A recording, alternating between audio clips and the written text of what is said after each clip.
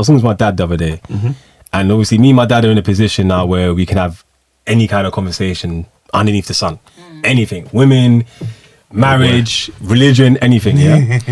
So my dad's chatting to me, and obviously he's telling me certain things, and like, I asked him, like, what was your mentality when you lot first come from Ghana? Like, into the UK, what was the plan? Because I'm just trying to figure out, you know, like, if we all three of us in this room said, like, cool, let's come, we go fly and go to, I don't know, Dubai for a weekend, you know? We're not just going to fly there aimlessly. It's going to have to be a plan, innit? Like, what was... So I was trying to understand because... And he was saying, yeah, obviously the plan was to come over here, get what we can get from here, work, and then go back. So I was like, all right, cool, but enough people ain't gone back. Yep, my dad said the same thing.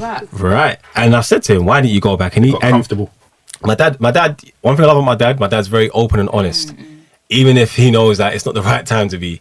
Very open and honest, but in a very calm way. He just said, we got complacent with living a different lifestyle to what we thought we were living. So for example, in Ghana, we were restricted.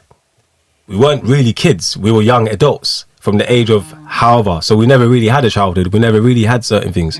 So coming to London now, where we can come and eat Italian, we can come and eat, you know, Turkish food and all this kind of stuff. We could go out partying. Some of us just got caught up because naturally we never really had a plan. We were just trying to escape. Yeah. So I was like, oh, so when your kids don't do what you want them to do, can you then blame the kids or blame yourself? And he sat there and he was like, you're right. Because the expectations that a lot of parents put on when it comes to parenting, especially from like African backgrounds and whatnot, you know, it's not even an African thing. I've seen it in Asian families, I've seen it in Chinese, you know, I was there like Jamaicans as well. Like what you see is parents living vicariously through their kids. So I was saying to my dad, can you now understand? Because I told him, I said to him, I'm not being rude, Dad, not to disrespect him. I love my dad. But I said, there's a certain amount of advice that I would take from you.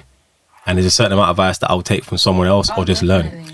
Because, but I feel like with some parents, it hits their ego when you do that. Because it's like, to them, it's like, no, I'm your parent and I always know better. Yeah. But for me, honestly, I stopped listening to my parents from probably the age of, I would say 18, and that was only literally just because I was in the house. So you know, when you're in the house, you kind of just, you got to comply. But naturally, I would say I was always doing my own thing because they lacked understand, or they didn't want to understand.